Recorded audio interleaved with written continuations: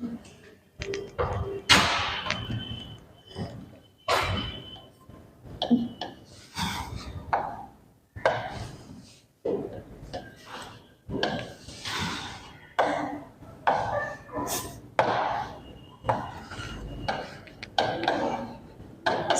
3 समाज शास्त्र और निर्देशन।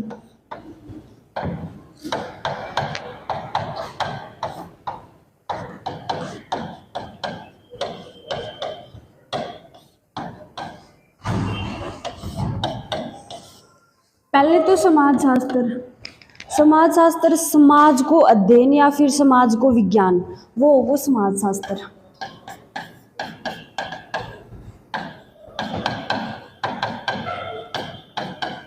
अध्ययन या फिर समाज का विज्ञान।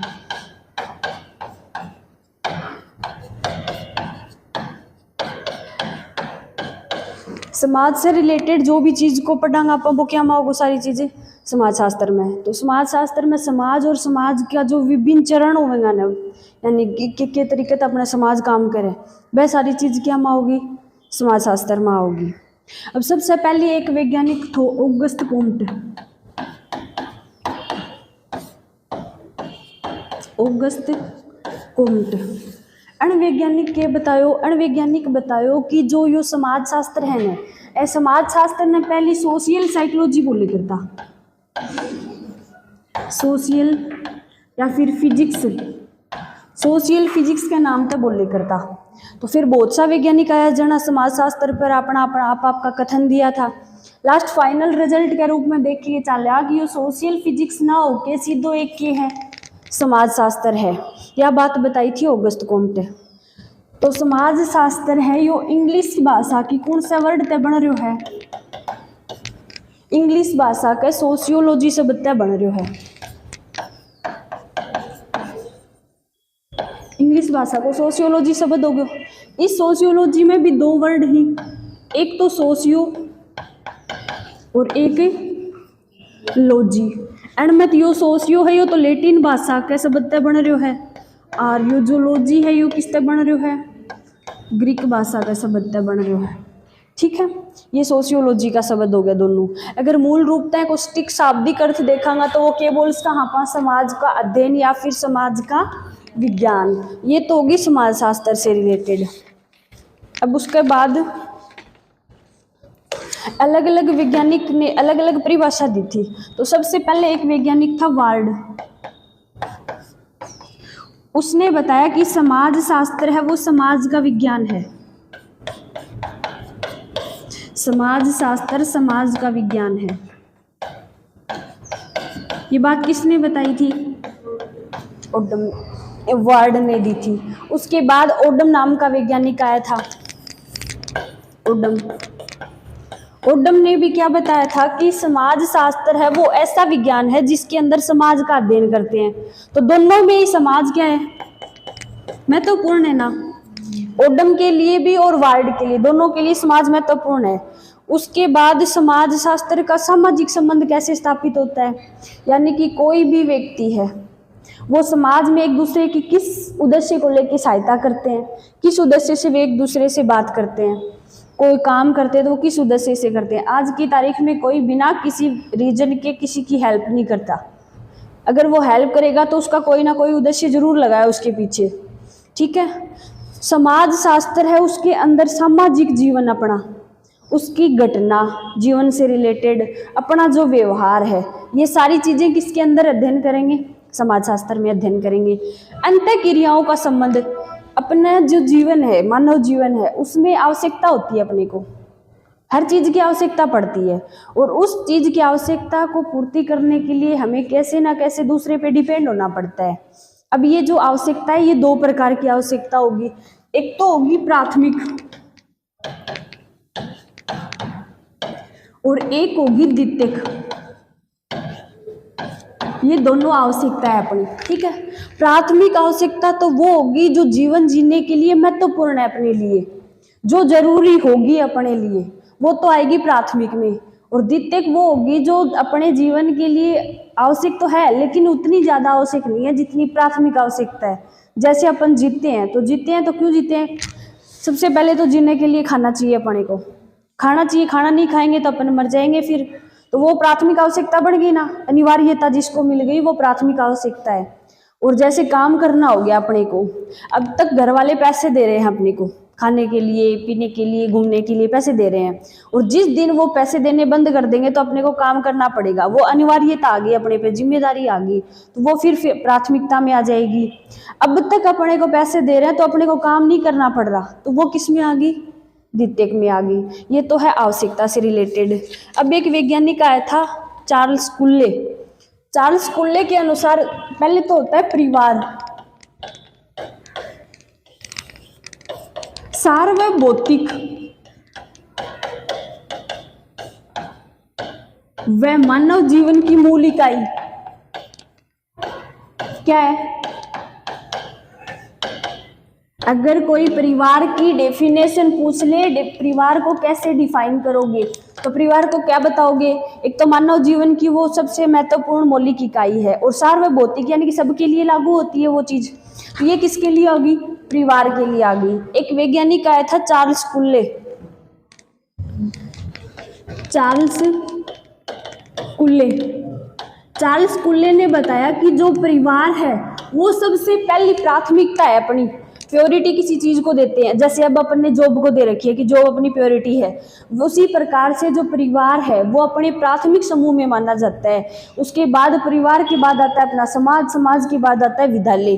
तो सबसे पहले स्थान किसको दिया चार्ल्स कुल्ले ने? परिवार को दिया था। उसके बाद अपनी जो परिवार है अपना, वो प्राथमिक आवश्यकता और द्वितीयक आवश्यकता दोनों को साथ लेके चलता है। अब देखो उसके बाद में परिवार की विशेषता, परिवार की क्या क्या विशेषता होती है? एक तो होता है अपने परिवार के जो सारे सदस्य होते हैं जितने भी, वो आपस में एक दूसरे से संबंधित होते हैं। जैसे माता पिता हो गया, माँ बेटी होगी, बाप बेटा हो गया, जैसे भी भाई बहन हो गया, सारे एक दूसरे से रिलेशन में बंधे रहते हैं। अपना जो परिवार का आकार है वो छोटा होता है। परिवार का आकार छोटा होगा तो उसमें अपनी मर्जी से अपन ना तो किसी को जोड़ सकते हैं और ना ही किसी को हटा सकते हैं। अपने जैसे फैमिली में 4 हैं तो 4 के अलावा अपन 5वें को थोड़ी ला सकते हैं, और ना ही 4 में से किसी को भेज सकते हैं। फिक्स आकार होता है परिवार का, और परिवार के जितने भी सदस्य होते हैं ना, वो किसी न किसी रूप में अपनी जिम्मेदारी निभाते हैं। जैसे कि फैमिली में 4 हैं, माता पिता भाई बहन 4 हैं। पिता है वो कमा के अपनी जिम्मेदारी पूरी कर रहा है, माता है वो घर का काम करके अपनी जिम्मेदारी पूरी कर रही है, बच्चे हैं वो पढ़ के अपनी जिम्मेदारी पूरी कर रहे हैं। हर तरीके से अपने अपने काम में व्यस्त है ना वो सारे के सारे। ये हो गया परिवार से रिलेटेड। अपना जो परिवार है वो, उसमें जब कोई नया सदस्य आता है, जैसे किसी बच्चे को जन्म होता है, तो परिवार क्या करेगा, उस बच्चे को अपने अनुरूप संस्कार और वो सारी चीज़ें देगा, अपने अनुरूप बनाने की कोशिश करेगा कि जैसे अपन जैसे चल रहे हैं वैसे ही परिवार चले अपना। ठीक है, वो सब आती है परिवार में। तो ये थी इससे पहले वाली क्लास की डिटेल। अब आती है बेरोजगारी।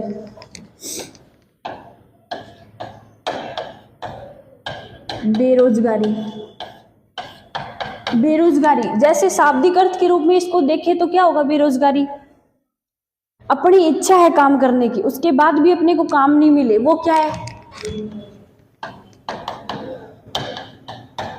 इच्छा के बाद भी काम ना मिलना।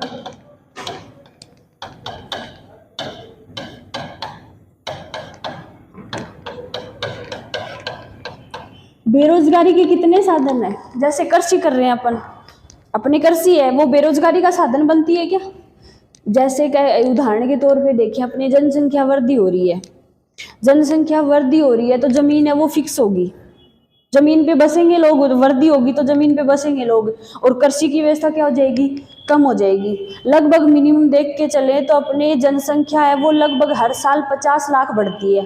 50 लाख बढ़ेगी तो अब जितने हैं उनमें 50 लाख और जोड़ दो, और जगह चाहिएगी उनको रहने के लिए। तो इसी प्रकार जो अपनी जमीन है ना, कृषि योग्य जमीन है, उसकी कमी होती जाएगी धीरे धीरे, और कृषि कम होगी तो अपने फिर कृषि करने में दिक्कत आएगी, बेरोजगारी बढ़ेगी अपनी। उसके अलावा देखें तो पहला कारण तो हो गया कृषि। दूसरा देखें उद्योगों का अभाव, उद्योगों का अभाव। जैसे काम करने वाले जितने उद्योग हैं, जहाँ जहाँ काम चलता है, वो जितने भी उद्योग हैं, जैसे जैसे जनसंख्या बढ़ी, काम का प्रेशर कम मतलब उद्योगों में ज़्यादा जाने लगे लोग काम ढूंढने के लिए, तो वहाँ काम पे जितनी ज़रूरत है उतने ही रखेंगे। जैसे 100 व्यक्ति चले गए वहाँ पे, तो 200 को थोड़ी ना रख सकते हैं, वो 100 को ही रखेंगे, 100 की ज़रूरत है तो बाकी 100 तो रह गए ना बिना जॉब के। तो वो उससे क्या होगा कि अपने बेरोजगारी बढ़ेगी, काम नहीं मिलेगा। तो उसके अलावा मतलब जो कृषि संबंधित बेरोजगारी है ना, उसका सबसे बड़ा कारण है कि जो अपनी व्यवस्था है ना, कृषि की जो व्यवस्था है वो सबसे बड़ा कारण है।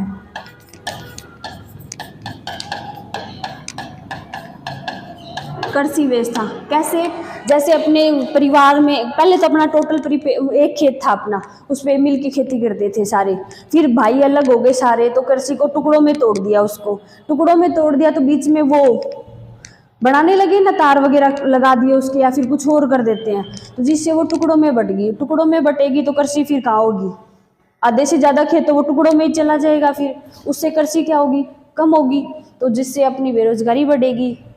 उसके अलावा और अपनी कृषि है वो मौसम पर आधारित होती है। सबसे ज़्यादा कृषि किस पे है, मौसम आधारित कृषि। जैसे अब अपने यहाँ राजस्थान में जहाँ पानी लगता है ना, वहाँ पे तो एनी टाइम कृषि होती है, ठीक है, दोनों पहले भी होती है, जून जुलाई वाली भी और उसके बाद वाली भी कृषि होती है। लेकिन अपने यहाँ राजस्थान में क्या होता है, अगर बारिश हुई तो ही कृषि होगी, उसके अलावा कृषि नहीं हो सकती ना, तो वो मौसम के आधारित कृषि होगी। अगर बारिश नहीं हुई तो कृषि नहीं हुई, कृषि नहीं हुई तो फिर पैसे कहाँ से आएंगे, बेरोजगारी बढ़ेगी उससे।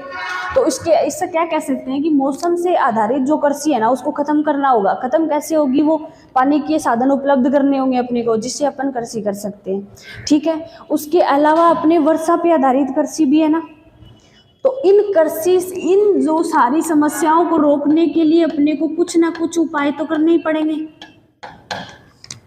एक तो पहला उपाय तो यही देख लेंगे यहाँ से, कृषि व्यवस्था का। कृषि को टुकड़ों में तोड़ रखा है, तो पहले तो उसको टुकड़ों में तोड़ना बंद कर देंगे, जिससे वो कृषि अच्छी से होगी और अपने बेरोजगारी की कमी होगी, ठीक है। और दूसरी है गहन कृषि।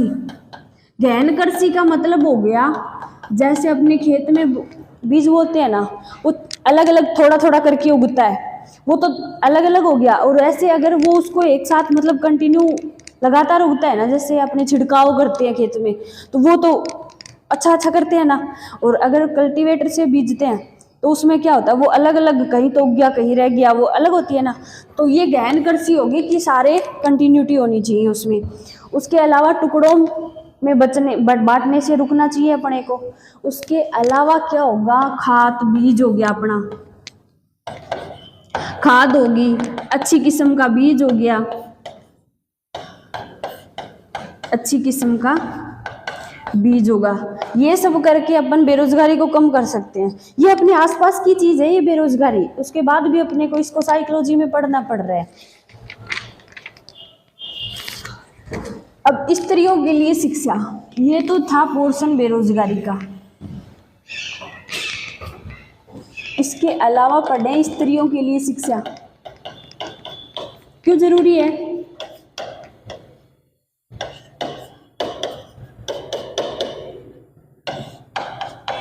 स्त्रियों के लिए शिक्षा क्यों जरूरी है। जैसे अपनी जो भारत सरकार है, जब से स्वतंत्र हुआ है अपना देश, तब से लेकर अब तक महिलाओं की शिक्षा से रिलेटेड हर कदम उठाया गया है। जैसे कहीं भी नवोदय विद्यालय खोल दिए अपन ने, तो नवोदय विद्यालय खोल दिए तो वहाँ पे 1/3 यानी कि 1/3 पार्ट है वो लड़कियों को मिलेगा। कोई भी क्षेत्र जाके देख लो, सबसे पहले कहाँ कौन मिलेगी आगे, लेडीज मिलेगी आगे। तो अपने स्वतंत्रता के बाद से लेके अब तक हर कदम उठाया है, किसके लिए, महिलाओं को शिक्षित करने के लिए। अब 1986 की राष्ट्रीय नीति थी एक, इस राष्ट्रीय नीति को जब से अपनाया गया था ना, तब से भी शिक्षा पे क्या दिया जा रहा है, जोर दिया जा रहा है। वो भी किसकी शिक्षा पे, स्त्रियों की शिक्षा पे जोर दिया जा रहा है। क्यों देते हैं शिक्षा पे जोर, अगर शिक्षित महिला शिक्षित होगी तो वो खुद का स्वास्थ्य ठीक रख सकती है, स्वास्थ्य के प्रति जागरूकता को बढ़ा सकती है, अपने बच्चों को ठीक रख सकती है, फैमिली को ठीक रख सकती है। बहुत सी कंडीशन है जिन पे शिक्षा जरूरी है महिलाओं की। अब मान लो कोई लेडीज है जिसकी शादी कर रखी है और वो अनपढ़ है, तो परिवार में उसको जैसे रखना चाहेंगे ना, अपनी मर्जी से रखेंगे वो लोग, अगर वही लेडीज पढ़ी लिखी है तो वो अपने खुद की सुरक्षा के लिए अपनी आवाज़ उठा सकती है वो। तो इसलिए सबसे पहले ज़्यादा ज़रूरी क्या है? शिक्षा। अब शिक्षा ना मिलने का भी तो कोई कारण होगा ना, किस कारण से महिलाएं शिक्षा से वंचित रहती हैं। एक तो होता है निर्धनता, यानी कि गरीबी। गरीबी से भी महिलाएं शिक्षा से वंचित रहती हैं। जैसे अपने लो कास्ट के बच्चे हैं, उनमें घर वाले गरीब होते हैं, पैसों की कमी होती है, तो वो लड़कियों को ज़्यादा स्कूल में नहीं भेजते। जैसे ये कहीं घूमते रहते हैं ना, ये भिंजारे वगैरह ये हैं, तो यहाँ इनके पैसे तो बहुत हैं, लेकिन ये फिर भी अपने बच्चों को नहीं पढ़ाते, क्योंकि इनकी लेडीज़ों के देखो कितनी कितनी चांदी होती है, फिर भी नहीं पढ़ाते ये अपने बच्चों को। तो निर्धनता आ गई। उसके अलावा नकारात्मक दृष्टिकोण। नकारात्मक दृष्टिकोण का मतलब क्या हो गया? जैसे कि ऐसे बोलते हैं समाज में, लड़की को इतना मत पढ़ाओ, पढ़ के क्या करेगी, बोलते हैं ना, लड़की को इतना मत पढ़ाओ, पढ़ के क्या करेगी। तो वो क्या हो जाएगा? नकारात्मक दृष्टिकोण है, जिससे महिला पे क्या आता है? गलत इफेक्ट आता है, और जिससे वो पढ़ नहीं पाती आगे का अपना। ठीक है। उसके बाद अभियान चलाए थे कुछ, जैसे पूर्ण साक्षरता अभियान हो गया। इस पूर्ण साक्षरता अभियान के दौरान भी सबसे ज़्यादा फोकस किस पे किया था? जो लेडीज की शिक्षा है उस पे ज़्यादा फोकस दिया था। इसमें शिक्षा की जो मांगे हैं, लड़कियों की शिक्षा के लिए जितनी भी मांगे हैं उनको पूरा किया था। वो किसके दौरान किया था?